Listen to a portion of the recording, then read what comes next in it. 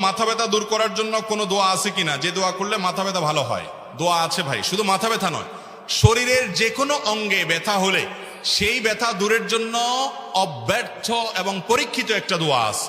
সেই দোয়াটা হলো আউযু বিইজ্জাতিল্লাহি ওয়া কুদরাতিহি মিন শাররি মা আজিদু ওয়া উহাজির। 7 বার পড়বেন। যেই জায়গায় ব্যথা হয়েছে ওই জায়গায় হাত রেখে আউযু বিইজ্জাতিল্লাহি ওয়া কুদরাতিহি মিন শাররি মা আজিদু ওয়া উহাজির, যার অর্থ হলো আমি আল্লাহর কাছে আশ্রয় চাই, আল্লাহর কুদরতের মাধ্যমে আশ্রয় চাই। কিসের থেকে?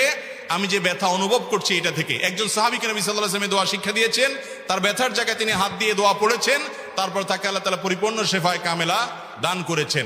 এজন্য আল্লাহর প্রতি সে বিশ্বাস রেখে আল্লাহ তাআলা হাদিসে কুদসিতে বলেছেন, আনা ইনদা যান্নি আবদি বি, বান্দা আমার প্রতি যেমন ধারণা করবে আমি তার সাথে তেমন আচরণ করব। অতএব দোয়া আপনি ওই ব্যথার জায়গায় রেখে যদি পড়েন, ইনশাআল্লাহ আল্লাহ তাআলা কি করবেন? সুস্থ